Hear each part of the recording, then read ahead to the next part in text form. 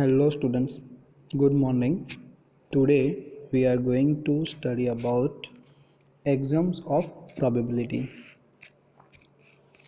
अब ये जो है एग्ज़ाम ऑफ प्रोबेबिलिटी क्या है मीन्स जो वेल एस्टेब्लिश है, जो एक्सेप्टेड है ऑलरेडी, जो रिज़ल्ट ओके जो ट्रूथ है वो हमें एक्सेप्ट करके उनके बेस पे से हमें प्रोबेबिलिटी फाइंड करनी है।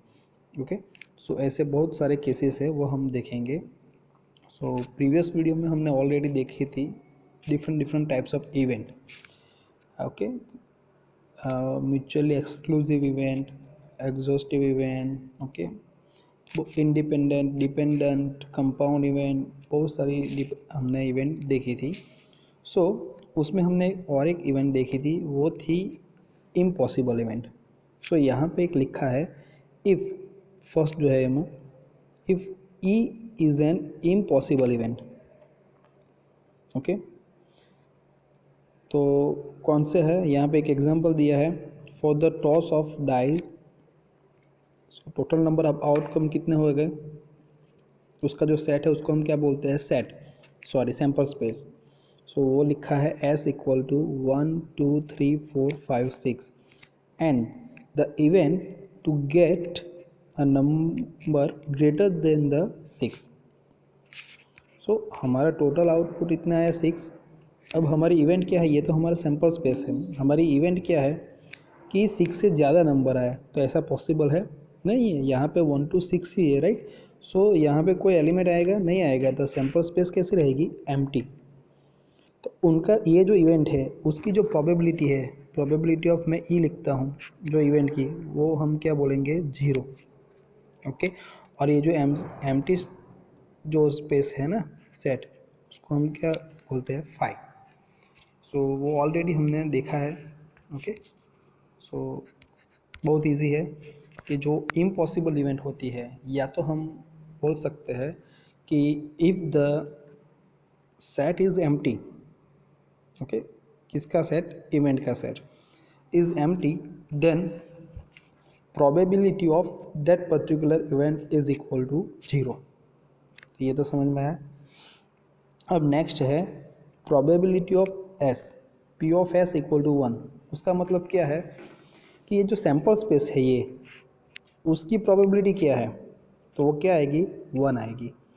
सो कोई भी इवेंट ले लो, कोई भी ले लो, तो उसकी प्रोबेबिलिटी जो है किसके बीच में लाइज करेगी, 0 and 1 के बीच में। यहाँ पे लिखा है देखो, 0 less equal to probability of E less equal to 1। So कोई भी इवेंट है उसकी जो प्रोबेबिलिटी है वो 0 and 1 के बीच में आएगी। ओके 0 भी हो सकती है और 0 से ज़्यादा, एंड 1 या तो 1 से कम, 1 से ज़्यादा भी नहीं और 0 के लेस भी नहीं, मतलब नेगेटिव भी नहीं आ सकती। ओके कोई भी प्रोबेबिलिटी, वो क्यों, क्योंकि ये हमने देखा कि एम्प्टी जो इवेंट है ना, ये इम्पॉसिबल इवेंट है, उसका जो सेट है वो एम्प्टी है, तो उसकी प्रोबेबिलिटी क्या है हमारी, 0। सेम ये जो स्पेस है सैम्पल स्पेस, उसकी इवेंट क्या लिखी है, 1। तो हमें पता है कि प्रोबेबिलिटी हम फाइंड करते हैं तो क्या करते हैं, नंबर ऑफ फेवरेबल आउटकम। तो फेवरेबल आउटकम क्या है, यहाँ पे सैम्पल स्पेस की ही प्रोबेबिलिटी चाहिए, तो सैम्पल स्पेस में कितने हैं, 6 है, और टोटल आउटकम कितना है वो लिखना है 6। तो 6/6 क्या हो जाएगा, 1 हो जाएगा। Okay so probability sample space की क्या आई, 1 आई। ओके सो सैम्पल स्पेस की प्रोबेबिलिटी में मतलब सभी एलिमेंट आ ही जाएगी, डिवाइड बाय टोटल आउटकम ही करना है, तो वही होगा। तो मैक्सिमम प्रोबेबिलिटी जो है हमारी वो कितनी आएगी, 1 आएगी। सो ये आपको समझ में आया होगा अच्छी तरह से, गेटिंग। अब हम नेक्स्ट बात करते हैं, if P is the probability of occurrence and Q is the probability of non-occurrence of that event, then okay so दो प्रोबेबिलिटी है, जो अकर होती है उसको बोला है P एंड नॉन अकरेंस को बोला है Q। अब ये दोनों का एडिशन करें तो आंसर क्या आएगा, 1 आएगा। ओके कैसे, तो देखो कि ये जो है कॉन्सेप्ट वो हम वेन डायग्राम जो होता है उसके ऊपर से भी हम इजीली हम समझ सकते हैं, लेकिन अभी हम यहाँ से ऐसे ही समझेंगे कि एक इवेंट है, ये अकरेंस है, तो हम बोलते हैं कोई भी एक इवेंट को पी ऑफ ई प्लस ये नॉन अकरेंस है तो ई का क्या हो जाएगा, कॉम्प्लीमेंट। तो हम उसको किस तरह से डिनोट करेंगे, ई बार। सो ई बार की प्रोबेबिलिटी और ई की प्रोबेबिलिटी इक्वल टू क्या हो जाएगी, 1। अब ये जो ई बार है वो क्या है, कॉम्प्लीमेंट इवेंट है, किसकी, ई की, ओके, ई की। अब इसको अलग अलग तरीके से डिनोट करना तो कर सकते हैं, ई डैश भी हम बोल सकते हैं, गेटिंग। सो यहाँ पे क्या है, जो अकरेंस इवेंट है उसकी probability plus probability of non occurrence event के जो ऐड करेंगे तो हमारी प्रोबेबिलिटी कितनी आएगी, 1 आएगी, ओके। उसको ऑल बोलते हैं, कॉम्प्लीमेंटेशन रूल भी बोलते हैं। ये क्या है, ई बार मतलब कॉम्प्लीमेंट किसका है, ये ई इवेंट का, वो तो मतलब रिवर्स होता है, उल्टा। अब ये इम्पोर्टेंट है फिफ्थ वाला कि if A and B are two events then the probability of occurrence of at least one of the two events, वो ऐसे एक क्वेश्चन में दी है। और सेम लिखा है देखो, if A and B are mutually exclusive event then occurrence of either A और बी इज गिवन बाय, ये लिखा है, ओके। अब इसको क्या बोलते हैं, देखो सिंपल, ये क्या है, ये साइन किसकी है, यूनियन की है। तो दो सेट है हमारे, दो इवेंट है ए एंड बी, उसका यूनियन और उसकी probability. So probability of A union B equal to probability of A plus probability of B minus probability of A intersect B. ये क्या है, इंटरसेक्शन की साइन है, राइट। सो अब यही इक्वेशन है, लेकिन जो दोनों इवेंट जो है म्यूचुअली एक्सक्लूसिव होती है तो ये निकल जाएगा, ये जीरो हो जाएगा, राइट। तो हमारा क्या आएगा, इक्वेशन इतना ही आएगा, वो यहाँ पे लिखा है, देखो यहाँ पे, ओके। अब वो कैसे आता है वो मैं आपको बताता हूँ, देखो यहाँ पे ये म्यूचुअली एक्सक्लूसिव इवेंट जो है वो किसको बोलते हैं, वो शॉर्ट में लिखा है कि two events that can not occur simultaneously, दोनों एक साथ अकर नहीं होती है। तो देखो यहाँ पे क्या है, म्यूचुअली एक्सक्लूसिव इवेंट है, ये इवेंट ए है और ये इवेंट बी है। तो सिंपल सी बात है, ये जो हम बोलते हैं ना, ये ए और बी, उसको हम बोलेंगे ए यूनियन बी, ये याद रखना। और ज़्यादातर आता है ए एंड बी,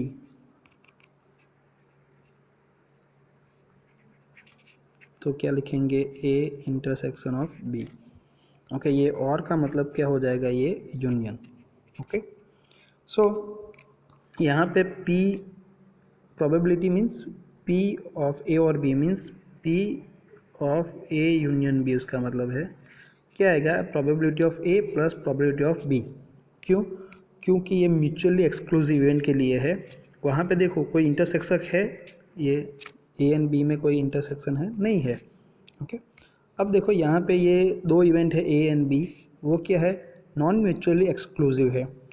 तो probability of A union B मतलब ए और बी क्या आएगी, probability of A probability of B minus probability of A and B mean minus क्या आएगा, probability of A intersect B, okay. ये पोर्शन, ये जो कलर वाला पोर्शन है उसको हम क्या बोलते हैं, ए इंटरसेक्शन ऑफ, गेटिंग, वो माइनस करना है। तो ये आपको समझ में आएगा होगा यहाँ से कि जो म्यूचुअली एक्सक्लूसिव इवेंट होती है मतलब वो एक साथ अकर नहीं होती है, उसके लिए ये आएगा। और एक साथ अकर होती है तो प्रोबेबिलिटी ऑफ ए और B that is given by this equation. So इसके बेस पे हम एग्जांपल हम कैलकुलेट करेंगे। अभी इजी है, ऐसा नहीं है कि यही जो है वो यूज़ होगा, लेकिन जब जब कोई भी मतलब इक्वेशन या कोई भी रूल यूज़ होगा कोई भी, तो मैं वहाँ पे आपको मैं बता दूंगा। सो यहाँ पे एक एग्जांपल आज हम देखते हैं, बहुत इजी है वैसे।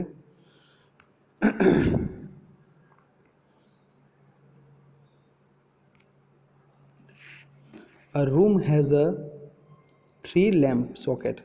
सो रूम के अंदर कितने सॉकेट है? 3 है लैम्प के। From a collection of 10 light bulb of which only 6 are good। Okay, so total socket कितने हैं? 3 है, एंड टोटल बल्ब्स कितने हैं? 10 है। उसमें से 6 जो है वो क्या है? गुड है। ओके, उसका मतलब क्या होगा? तो बाकी के जो 4 है वो क्या है? डिफेक्टिव है। ओके, अब a person select a 3 at a random and puts them in the socket. So person जो है वो 3 बल्ब को रैंडमली सिलेक्ट करता है। कितने टोटल बल्ब है? 10 है। 10 में से 3 को सिलेक्ट करेगा रैंडमली, राइट। सो वो अच्छा भी हो सकता है या डिफेक्टिव भी हो सकता है, just we don't know. Okay, so light चाहिए रूम में, तो 3 सॉकेट है तो 3 ही वो सिलेक्ट करेगा। सो हमें यहाँ पे इवेंट क्या है? देखो मेन, ये तो कंडीशन दे दी, तो उसके ऊपर से हम बोल सकते हैं ना कि 3 बल्ब को हमें क्या करना है? सिलेक्ट करना है। कितने में से? 10 में से। So total number of veg कितने हो गए बल्ब को सिलेक्ट करने के? वो हमें पता है। So total number of veg कैसे फाइंड करते हैं? टोटल हमारे पास कितने हैं? बल्ब 10 है, तो हम क्या लिखेंगे? n इक्वल टू 10 लिखेंगे। उसमें से कितने सिलेक्ट करने हैं रैंडमली? 3। सो r की वैल्यू क्या लिखेंगे? 3 लिखेंगे। सो हमें ये पता है, इसके जो नंबर ऑफ वेज कैसे फाइंड करेंगे? NCR, मतलब क्या होगा? n की वैल्यू 10 है, C 3। अब यहाँ पे भी हमें इक्वेशन पता है, क्या है? n factorial divide by NCR का n minus r factorial into r factorial, ये है। सो हम डायरेक्ट रखेंगे अभी कि n की वैल्यू क्या है? 10 है ना। सो क्या लिखेंगे? 10 factorial divide by n minus r. So 10 minus 3 क्या होगा? 7 फैक्टोरियल इंटू आर मतलब 3 फैक्टोरियल। तो उसको हमें सिंप्लीफाई करना है। ओके, तो कैसे करेंगे? ये 10 फैक्टोरियल है, तो हम उसको क्या लिखेंगे? 10 into 9 into 8 into 7 factorial divide by, ये 7 फैक्टोरियल को एज इट इज रखते हैं, और 3 फैक्टोरियल है तो उसको क्या लिखेंगे हम? 3 इंटू 2 इंटू 1। तो देखो यहाँ पे क्या होगा? ये 7 फैक्टोरियल कैंसर, बाकी क्या रहेगा? ये 3 है वो यहाँ पे कैंसिल होकर यहाँ पे 3 हो जाएगा। ये 2 कैंसिल होगा यहाँ पे, तो क्या रहेगा? 5। सो 5 इंटू 3 15 इंटू 8 कितना हो जाएगा? 120। सो यहाँ पे आंसर दिया है, देखो ये 120 किसका? 10C3 का।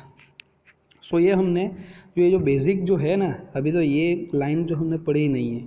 कंडीशन क्या है, इवेंट क्या है हमारी, वो तो हमने देखी ही नहीं है।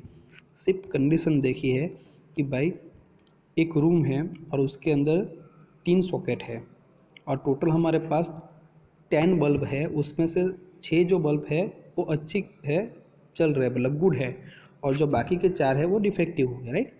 सो हमें क्या करना है? 10 में से कोई 3 बल्ब को सिलेक्ट करना है। So total number of bulb जो है 10 है, उसमें से 3 सिलेक्ट करने हैं, तो उसके टोटल नंबर ऑफ वेज कितने हैं? तो हम लिखते हैं ना NCR। So total number of n मतलब 10, r मतलब 3 है, 3 को सिलेक्ट करना है।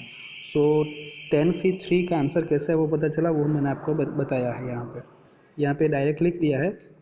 लेकिन हमें ऐसे इक्वेशन जो है हमारी फार्मूला है उसमें वैल्यू एंटर करके NNR की वैल्यू एंटर करके हमें उसको कैलकुलेट करना रहता है। ओके, सो ये बात हुई 10C3 की। जो हमें यहाँ पे कंडीशन थी ये यहाँ तक, उसके बेस पे हमने ये फाइंड कर लिया। अब कंडीशन क्या है, इवेंट क्या है हमारी? तो देखो यहाँ पे, what is the probability that the room will have light. जो इवेंट हमारी क्या है कि प्रोबेबिलिटी फाइंड करनी है किसकी, कि रूम के अंदर लाइट हो, उसकी प्रोबेबिलिटी कितनी है। सो हमें कितने बल्ब सिलेक्ट करने हैं, 3। सो लाइट कब होगी, 3 सॉकेट है हमारे पास, ये 3 सॉकेट है। ओके, सो ये तीनों अच्छे हैं, ये 2 अच्छे हैं और एक ख़राब है, या तो एक गुड है और ये 2 डिफेक्टिव है। ये 3 केसेस जो है उसमें हमारा रूम में लाइट हो सकती है। एटलीस्ट रूम में लाइट चाहिए तो एटलीस्ट एक बल्ब तो जलना चाहिए। सो ये केस होगा, एक बल्ब जलेगा, बाकी के 2 अभी डिफेक्टिव हो तो कोई प्रॉब्लम नहीं, लेकिन लाइट तो होगी। या तो 2 अच्छे हैं और एक ख़राब निकले, या तो तीनों अच्छे हैं तब भी लाइट, ये 3 केस में हमें लाइट मिलेगी। समझ में आ रहा है? ओके। बाकी तीनों अभी मान लो कि तीनों डिफेक्टिव है तो हमें लाइट मिलेगी, नहीं मिलेगी, उसकी तो हमें प्रोबेबिलिटी फाइंड करनी ही नहीं है। हमें प्रोबेबिलिटी किसकी फाइंड करनी है कि रूम में लाइट होनी चाहिए। तो रूम में लाइट करने के लिए 3 में से एटलीस्ट एक बल्ब जो है वो अच्छा होना ज़रूरी है। तो हम 3 सिलेक्ट करेंगे तो 3 में से एक ही अच्छा थोड़ा निकलेगा गुड, 2 भी निकल सकते हैं, 3 भी निकल सकते हैं, ये तो तीनों कंडीशन ये पॉसिबल है। Getting?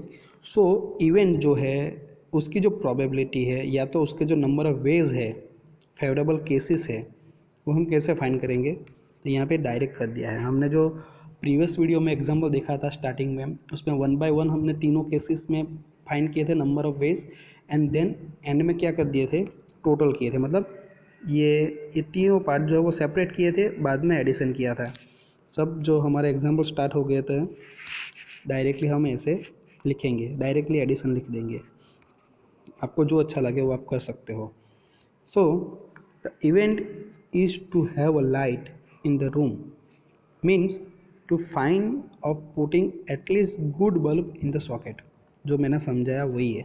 Okay, so number of favourable cases कि भाई रूम के अंदर लाइट हो, वो नंबर ऑफ केसेस कितने हो गए फेवरेबल केसेस, हमें लाइट चाहिए तो वो जो नंबर ऑफ वेज है लाइट रूम में आने के, उसको क्या बोलेंगे, फेवरेबल केसेस। और ये जो 120 है वो तो टोटल नंबर ऑफ वेज आ गया है 3 बल्ब को सिलेक्ट करने का। चलो अब ऐसा सब हो सकता है ना, टोटल 10 बल्ब है, उसमें से हमें 3 को सिलेक्ट करना है और 10 में से 6 जो है वो क्या है, गुड है। सो एटलीस्ट एक बल्ब अच्छा होना चाहिए। तो हम क्या करेंगे कि जो 6 जो अच्छे है इसमें से एक बल्ब निकलेगा अभी मान लो 3 में से। सो बाकी जो 2 बल्ब है, ये दो बल्ब है वो कहाँ से आएंगे, ये जो 4 है ये गुड है और ये डिफेक्टिव है। सो ये जो 4 डिफेक्टिव है वहाँ से ही आएंगे। ओके, सो देखो ये 1 एंड 2 टोटल 3 बल्ब हमने सिलेक्ट किए और टोटल यहाँ पे लैम्प कितने हुए, 6 + 4 10 हो गए। ये दोनों सेटिस्फाई होना चाहिए, राइट। सो पहला केस हो गया ये। अब दूसरे केस में क्या होगा, बहुत इजी है कि 6 में से 2 अच्छे निकलेंगे और जो 4 डिफेक्टिव है ये, उसमें से कितने आएगा, एक आएगा। तो ये सेकंड केस हो गया। अब जो थर्ड है उसमें क्या होगा, तीनों बल्ब जो है वो गुड हो गए। तो 6 गुड बल्ब है हमारे, उसमें से ये तीनों सिलेक्ट हो गए। तो 4 में से कोई आएगा डिफेक्टिव, नहीं आएगा तो क्या लिखेंगे, 0। Okay, 4C 0।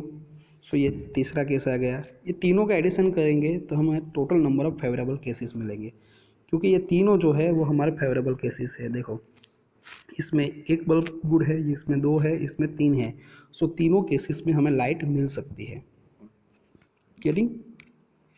चलो अब इनका सॉल्यूशन बहुत इजी है, आप अब फॉर्मूला में रख के कर सकते हैं। 6C1 जो होता है उसका आंसर क्या आएगा, 6 ही आएगा। कैसे, तो 6 फैक्टोरियल डिवाइड बाई क्या होगा, 6 - 1 मतलब 5 फैक्टोरियल इंटू 1 फैक्टोरियल। तो ये 6 इंटू में लिखता हूँ 5 factorial divide by 5 factorial. 1 factorial का आंसर तो 1 ही होता है। ओके, अब ये 5 फैक्टोरियल कैंसिल, तो आंसर क्या आएगा हमारा, 6 आएगा। सो इनका आंसर 6 ही, 1 का आंसर 6 आया। ऐसा सभी का आप लिख सकते हो। ओके चलो, तो ये करके हमें आंसर क्या मिला यहाँ पे 116। सो हमें पता है कि जो इवेंट जो हमारी है कौन सी है कि लाइट हमारे रूम में होनी चाहिए, उसकी प्रोबेबिलिटी। सो जो रिक्वायर्ड प्रोबेबिलिटी है, तो हम क्या करेंगे, total number of favourable cases, जो डेफिनेशन देखी थी वैसे, total number of favourable cases divide by total number of veg या टोटल नंबर ऑफ केसेस। तो फेवरेबल केसेस कितना है 116 divide by total number of veg कितने थे 120। तो 116 डिवाइड बाय 120 करेंगे तो जो भी आंसर आएगा वो हमारा आंसर आ जाएगा कि probability that the room will have light. Okay, ये हमारी इवेंट है कि रूम के अंदर लाइट होनी चाहिए और उसकी प्रोबेबिलिटी, तो यहाँ से हमें ऐसे मिलेगी। यहाँ पे जो कैंसिल होता है उसे हमें कर देना है। ओके, ये 4 कैंसिल हो जाएंगे तो यहाँ पे 30 रहेगा और यहाँ पे 29। ओके, सो ये हो गया, एक मेथड से हमने किया है। अब यही एग्जांपल को हमें दूसरी तरीके से करना है, वो भी हम कर सकते हैं। देखो कैसे, हमें यहाँ पे क्या फाइंड किया, फेवरेबल केसेस, मतलब कि जो रूम में लाइट हो उसकी। अभी हम मान लें कि रूम में लाइट नहीं है, उसकी प्रोबेबिलिटी कितनी है, तो कितनी होगी उसकी प्रोबेबिलिटी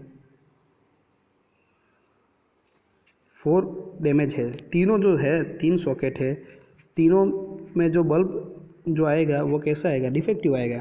तो डिफेक्टिव बल्ब कितने हैं 10 में से 6 गुड है, तो कितने हैं 4। तो 4C3 लिखेंगे।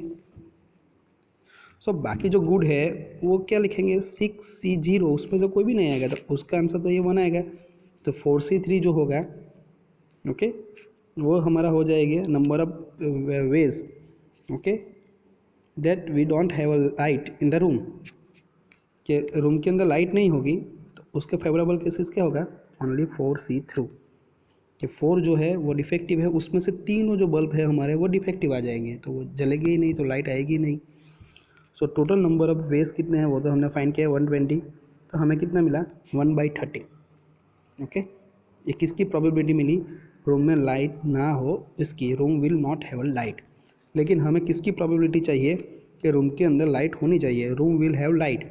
सो हमें पता है ये एक्चुअली कॉम्प्लीमेंट जैसा हो गया, राइट। सो रूम में लाइट हो उसकी प्रोबेबिलिटी क्या होगी 1 माइनस ये जो रूम में लाइट ना हो उनकी प्रोबेबिलिटी 1/30। तो आंसर कितना आएगा 30 इंटू 1, 30 माइनस 1 29/30, तब भी सेम आंसर आया हमारा।